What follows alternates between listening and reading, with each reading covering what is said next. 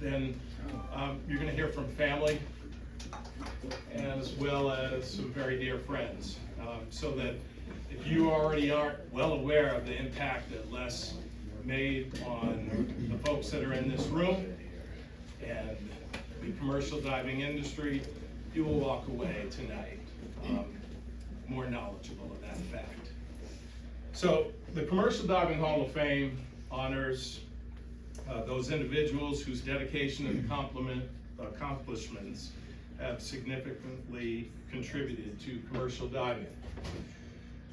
We've got a couple of Commercial Diving Hall of Fame members here tonight, and I'd like to point that out, one of which is the board director of the museum and our lead designated auditor. That's Mr. John Hazelbaker.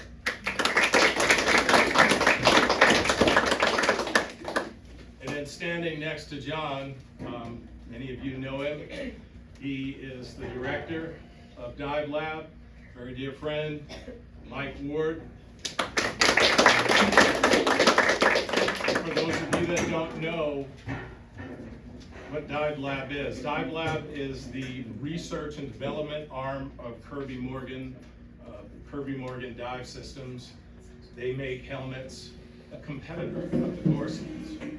So Mike will kind of fill in some of those blanks as well as I to illustrate the respect that folks throughout all industry stakeholders had for Les.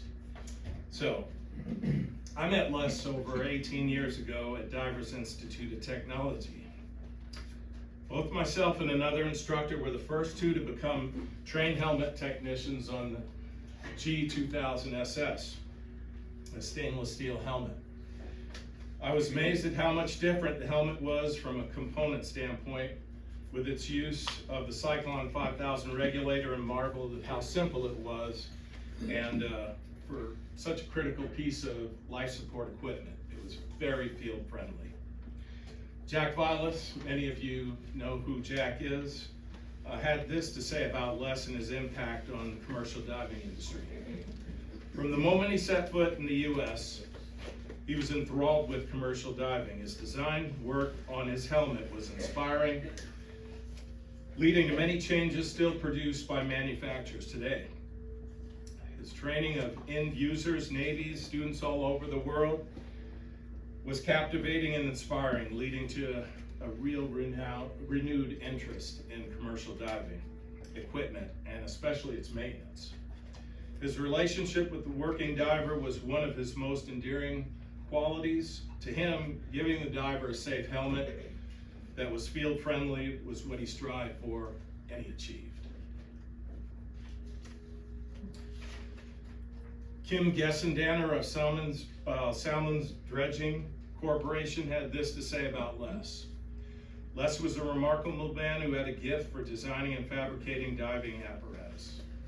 Les's design of the Gorski diving helmet employed many innovative design features, such as interior plumbing. He's got filtered inlet air and a stainless steel shell. Together, these features were incorporated into a new, unique, and simple commercial diving helmet, giving divers a viable option for safety and reliability. I met Les during my 7 years at the International Diving Institute. Les would visit the school as well as other diving schools to conduct a training class on the Gorski helmet. He was an incredible storyteller, and his passion for commercial diving was contagious. Les always advocated safety in his training classes. Quite often, the highlight of Les's visit was his participation in actual training dives using the Gorski helmet. Les always made himself available to not only divers who bought his helmet, but also to students or anyone else, that wanted to strike up a conversation on diving. Les had friends worldwide, and he always picked up the phone when someone needed him. He was willing to lend a hand, and he was always interested in promoting commercial diving safety. Les was a man's man, who was incredibly loyal to both family and friends. Generous to a fault. If you needed something and Les had it, it was yours. The biggest thing about Les was his heart. He loved the water and diving. And like many in this room, he was blessed with having a profession that was also his passion. Once Les discovered commercial diving, he never felt like he had a true job in the 9-to-5 sense. Les embodied all qualities of a pioneer and an innovator by his can-do attitude and desire to answer the challenges and needs of the commercial diving industry. Les could care less about market competition. His development of the Gorski was not profit-driven. He was fueled by a true passion for building great, unique diving helmets. His helmets stood out from those of Kirby Morgan, Miller, or Divex. They were distinct and easily recognizable by all industry practitioners. The late Bev Morgan of Kirby Morgan Dive Systems, which is the world's largest helmet manufacturer, had a tremendous amount of respect and admiration for Les because his helmets were not spin-offs of something that were already out there. Since 2004, Les and I had become great friends, although I will always view him as a mentor, based upon his accomplishments and industry contributions. He was a man who truly embodied the American dream. Sorry, Lisa. See, you started it. My fault, I take responsibility. I'm honored as the Executive Director of the Association of Diving Contractors International to present this Commercial Diving Hall of Fame monument to the wife and family of Mr. Les Gorski, Commercial Diving Hall of Fame inductee, class of 2022.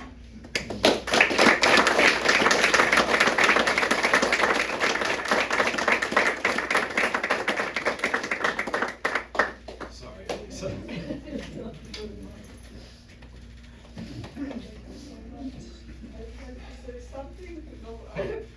You say all you want.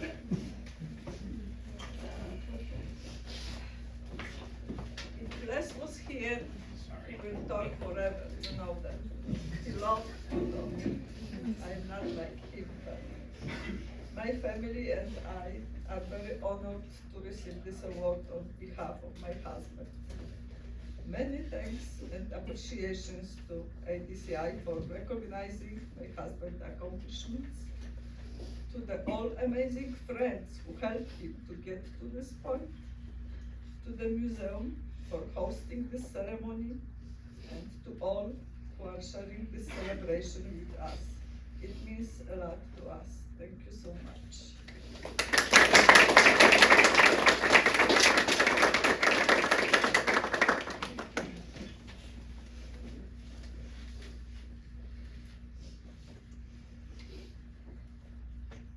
If my dad could have been here to accept this incredible award himself, I'm sure everyone here knows that he'd be out here for quite some time, giving his speech, telling story after story of lifetime experiences that have brought us here today.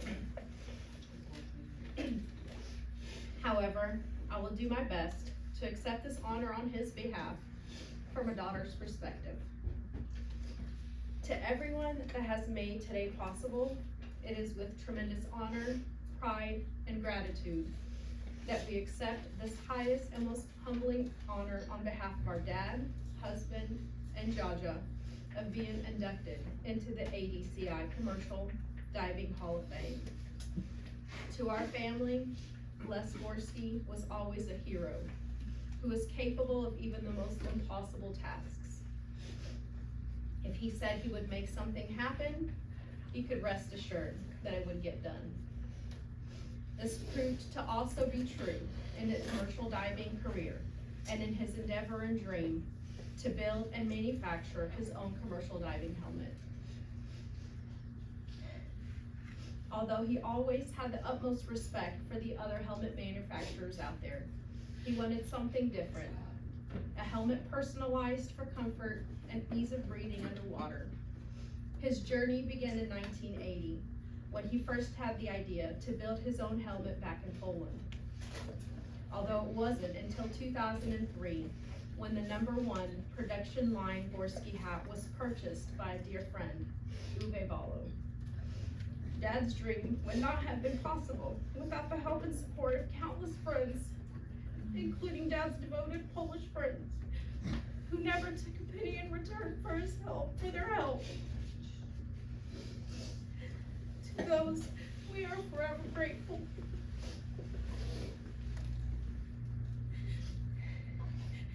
The years of hard effort, resources exhausted, sacrifices made, were experienced by each of us as Dad set out to achieve his dream, and that is exactly what he did. Although we always felt the immense impact Les had on people, it wasn't until we lost him that we really understood the impact this man had on the commercial diving industry, which is even further confirmed today. As we accept this amazing honor on behalf of our dad, we are not only proud beyond words of all that he had accomplished, but we are incredibly grateful to all that took part in Dad's induction into the Commercial Diving Hall of Fame. Although our father's years of hard work, dedication to his dream, and contributions to the commercial diving industry earned this incredible honor and unmatched award, this dream would not have been made possible without the commitment, love, and support of those who stood by my dad's side all these years.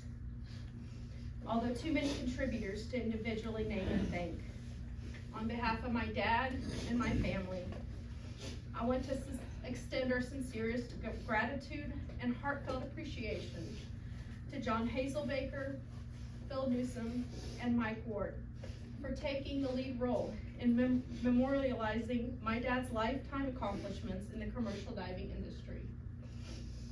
My family and I love each and one of you, and we are forever grateful.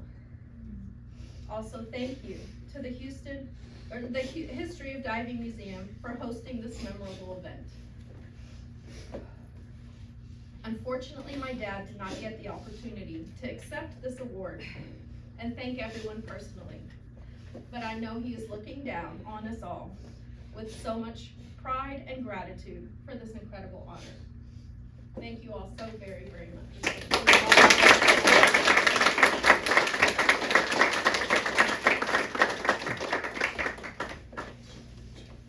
Also want to present the family with, all of you kind of seen this already, but this was in Underwater Magazine, and just the kind of commemorative issue on behalf of Les.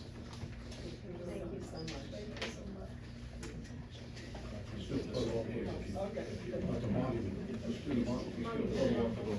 Oh, with the monument?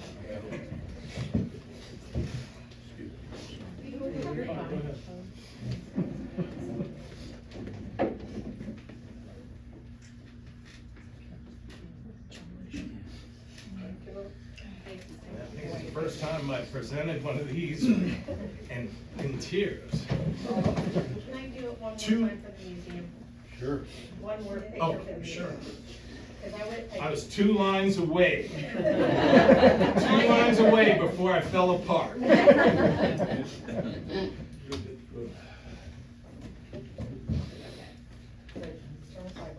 we go. Oh, that's great. Thank you. All right, thank you. No, wait. Oh, my voice, sorry. All right. Everybody wants to. Thank you. I'll just have this. Yeah. I got it. So as I told you, if you weren't fully aware of the impact that Les had on the industry, family, and friends, we're halfway there. So I'd like to call up now Mr. Mike Ward of Dive Lab to come and say a few words. Mike?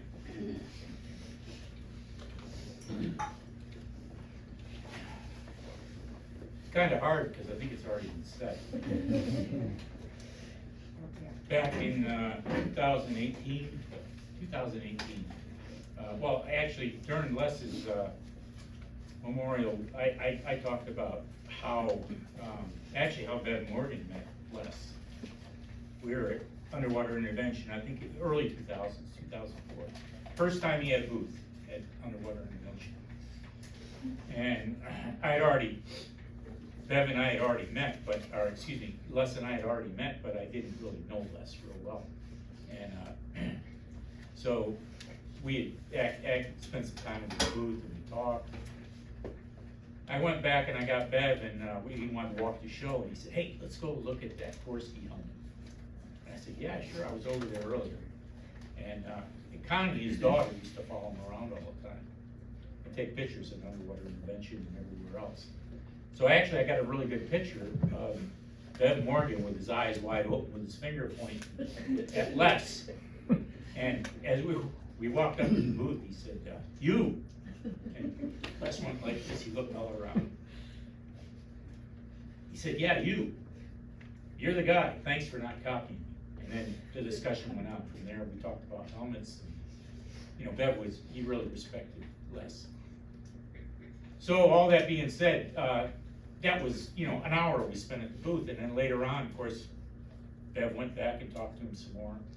And then finally, he came up to me later on and said, damn it, I knew I should have built a stainless helmet. He said, if a Polak immigrant with nothing can build a helmet, I gotta be able to build a helmet.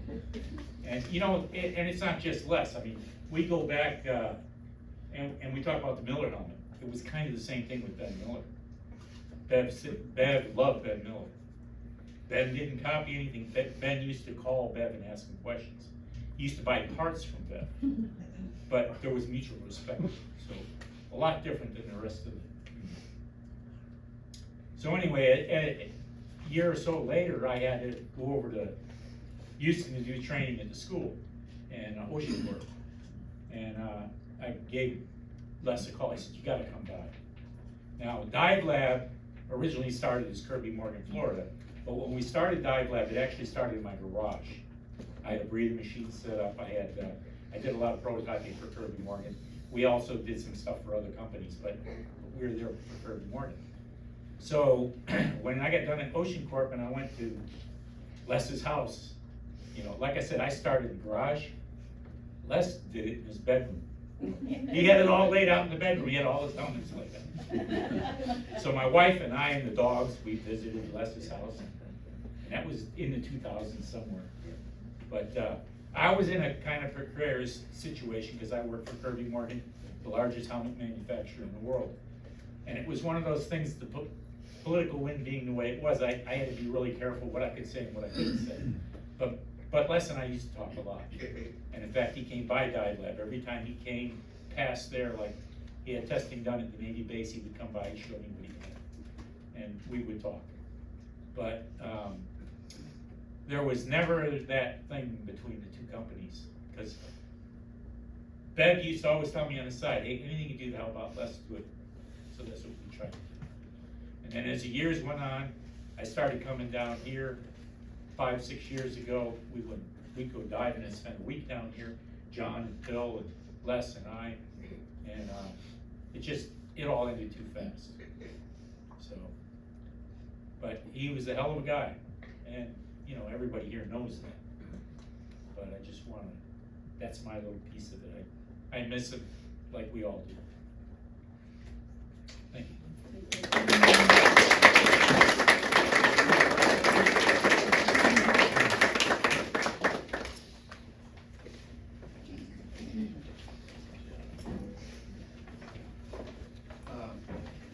We're gonna need to change over. Yeah.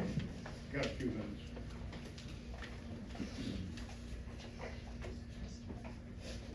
Almost read your speech, though. Yeah. Yeah, we can get that lead further.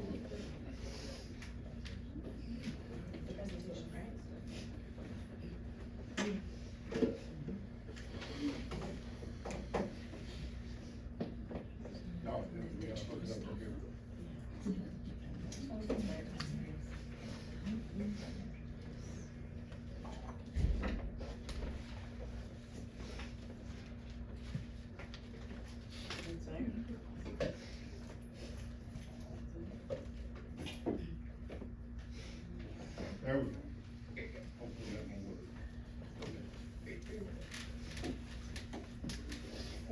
Guys, again, my name's John Hazelbaker, and I want to thank you all for coming. I want to thank the museum, and I'm just going to say a few things about Les.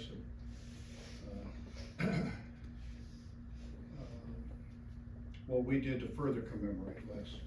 Les and I were great friends, neighbors, and even managed to work together on occasion. I only met Les about 15 years ago now, while we were both instructing the U.S. Army divers in Key West.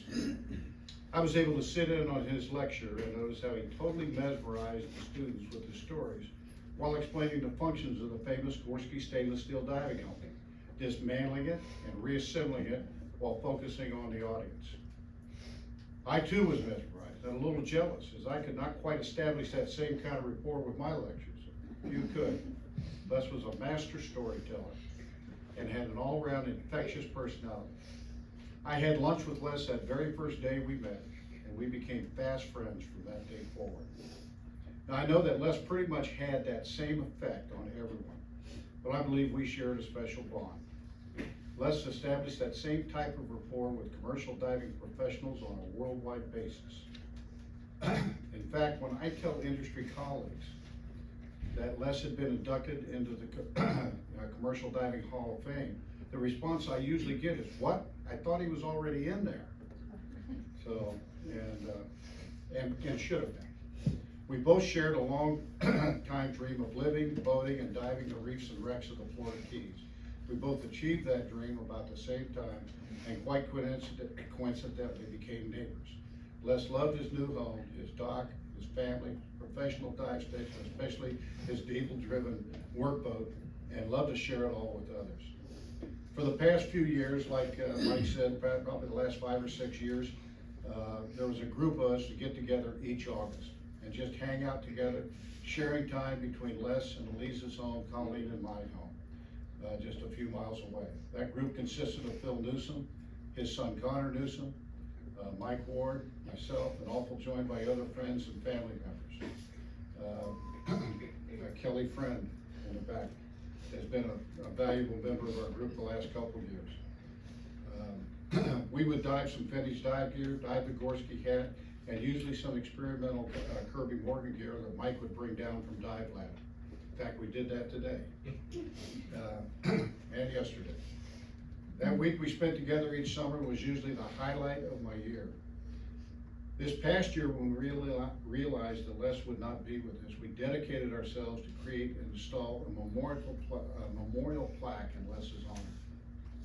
When it became clear he was to be inducted into the Commercial Diving Hall of Fame, that idea really crystallized. We considered creating a plaque that we could install underwater at one of Les's preferred dive spots.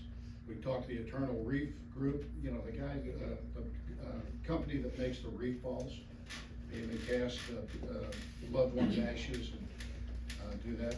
But permits would be a problem, especially here in the Keys.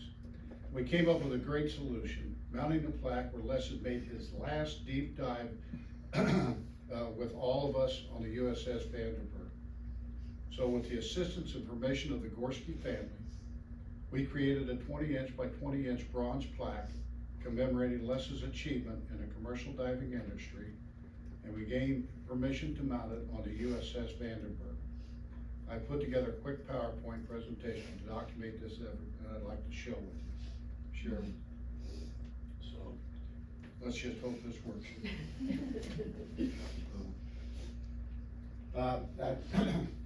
This is a lead-in slide. Here you see a typical image of Les inducting one of his classes at the commercial dive schools and commercial dive companies around the country and actually around the world. So I have the opportunity as one of the auditors to also audit these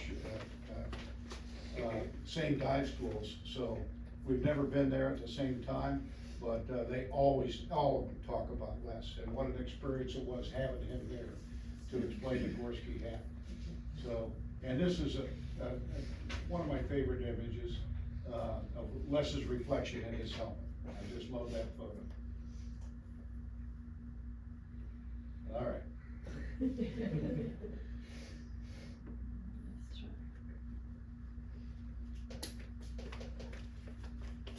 Is it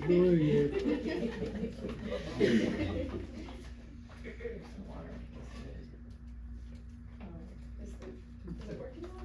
Okay. This is the USS Vandenberg, sunk about 7 miles off of Key West.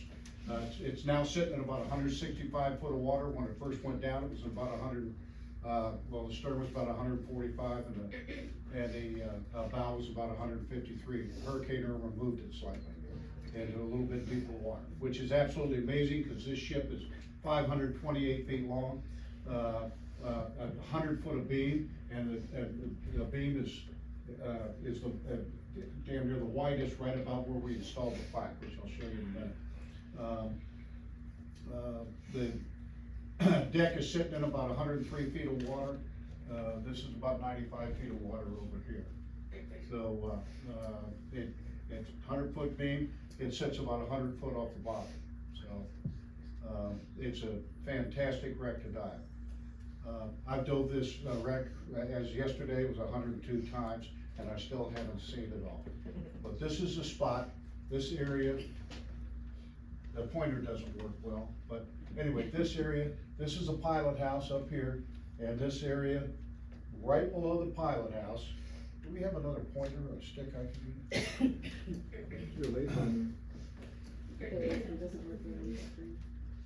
Oh, there you I don't know, you see that, but It's on the anyway, John, angle it down. Angle it. what's that? It was on the ceiling. I know, but if you see that little green dot there, It's reflecting, yeah. yeah. It doesn't work well on the TV. So it doesn't work at all. It bounces off. Here's another green dot. Yeah. You all see that? Yeah. This is a pilot house. Oh, I see it, okay. All right, this is a window on the port side Yep. that leads into a storage room below the pilot house. And many of the divers, they either come across here and down, or through, through this companionway here. And there's other plaques that are mounted over on this side of the ship. We thought this was the most appropriate spot, and less than a lot of, okay. So right there, that's where we installed that plaque. They also, they fly an big American flag off of the King Post right here often. So this is a well-traveled location. We thought a perfect location to mount this plaque. So, and let me see if I can. There we go. Here's what the plaque looks like. It's a 20-inch by 20-inch bronze plaque, about a half-inch thick. And in case you all can't read it, let me read it to you. Les Gorski, 1953 to 2021. The man, the myth, the legend. And Les made his last deep dive on this exact location on 18 August 2020. Posthumously inducted in the ADCI Commercial Diving Hall of Fame class of 2022 for a significant contribution to the commercial diving industry. Inventor of the Gorski dive helmet, G2000 SS and G3000 SS. In fond memory of Les, beloved by family, friends, and colleagues. I don't think there's any doubt about that. That's a plaque I'm gonna get kind of just go through here. Once we decided there was that window I pointed out, we kind of cleaned up this area. Kelly was a lot of help in this effort. We made this template up, and then we drilled with a little cordless drill. We just weren't set up to have hydraulic drills and all that kind of thing down there. But we drilled this out with a cordless drill, and then once I get all the holes drilled, then I made them a little oversized just to accommodate the ease of installation of the plaque. So next thing we did, we decided, we got together on a date after it was clear he was going to be, he was inducted in the Hall of Fame. We got together, and this is our group that we organized. We did this on October 16th, and which was Les's birthday. All right, so we planned it that way, and I can tell you, I'm gonna show you how this happened, but here's our group that, was instrumental in getting this plaque installed. Mike Ward here, Phil Newsom, myself, that's my eyes closed there. Yeah, Connor Newsom, is, of course, Phil's son, Kelly Friend, who's a local, she's a true conch. I'm gonna keep, she gets embarrassed. Gotta keep bringing that up. But she's a diver extraordinaire, very helpful. And, this is my son, my nephew Dylan, and, he was a big help. So, anyway.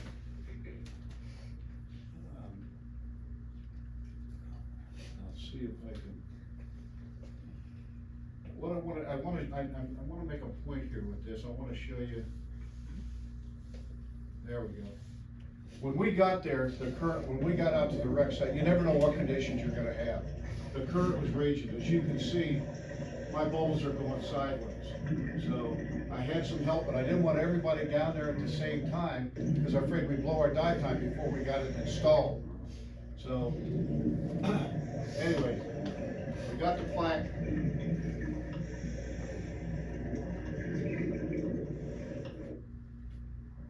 Once we got to the top of the pilot house, it was a little bit easier to get it down.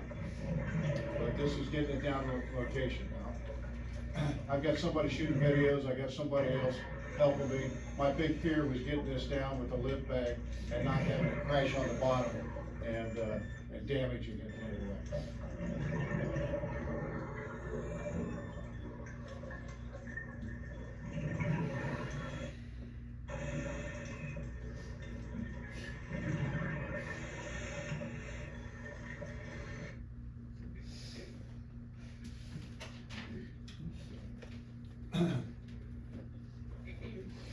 What was amazing is that I was all worried about getting everybody down there doing the current.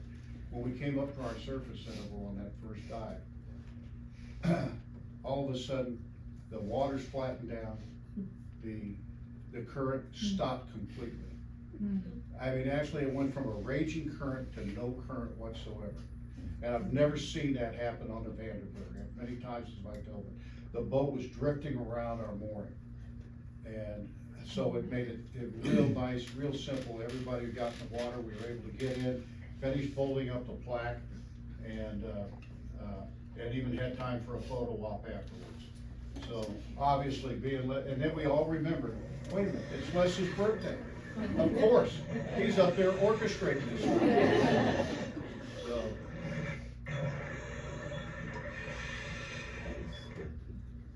And here's a photo op. Once we had the plaque installed, got Phil over here, Connor, I'm doing some video of him, Mike in this picture, myself in this picture, and that's the plaque in its final place. So, this last picture is one of my favorite pictures.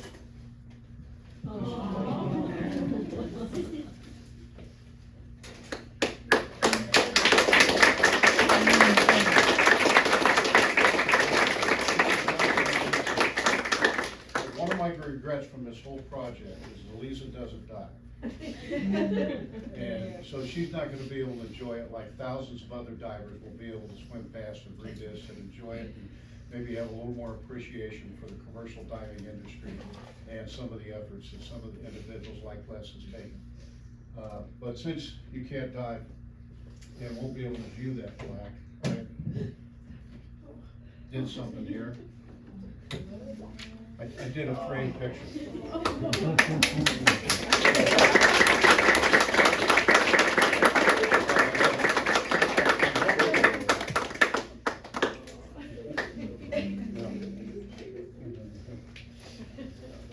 I'm hoping you can find a place to hang this. And I didn't want to leave the daughters out.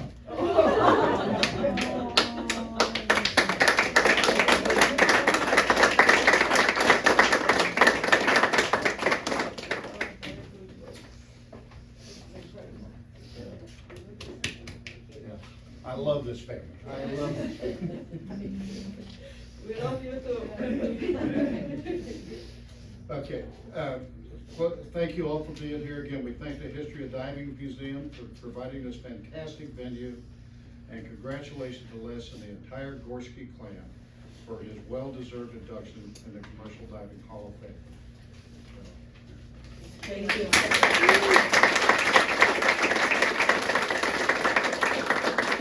John. Thanks, John. Thank you, John, thank you, Phil, thank you, Mike, thank you, Gorski family for being here. Very special to hear what you have to say and your impressions from the family side of what you saw and what we got to experience. So our ceremony, our award ceremony is over. What we're gonna do is we have some more food and beverages in the Sponge Hunters exhibit. We also are gonna be walking through the exhibits and going back to the commercial diving exhibit and seeing the Gorski hat that is on display at the History of Diving Museum. So thank you for being here, thank you for being part of our celebration. And yes, we have somebody who would like to add. Just reflection. And tell us who you are. Andy Bolalek, friend from Poland. Come up here, cause Since, and that way everybody sees me. Yeah, we go all the way back to 1980, Koszalin in Poland. But short reflection, I'm not gonna talk your Okay, head no, off. no, you're good. John and I, we did a little count how many of us are here before we even sat down, and we came like, 30, 40 people. So, how many more friends does Leszek have? Do you know? Another 40 in the area, another 40 in Poland, maybe 100 or 200 of his guys whom he interacted over the years. Nobody knows, right? Nobody knows, but it's a substantial amount. I don't know if any of us can compete, does it? Reflection ends with one big truth. We live only as long as somebody thinks of us, about us. That's it. So friends, thinking, and how long do we live? We live as long as someone is thinking about us. Thank you.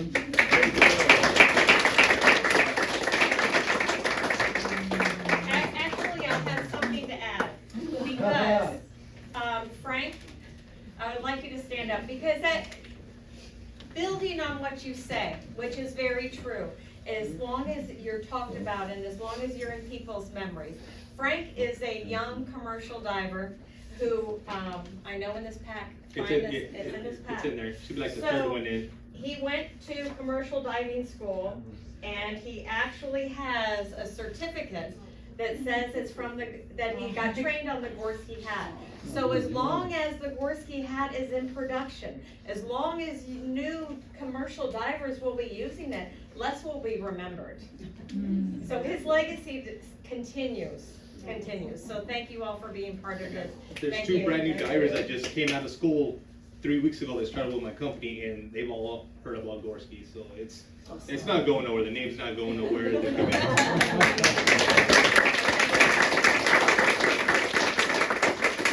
So let's continue the celebration and the exhibits and then with some food and beverage.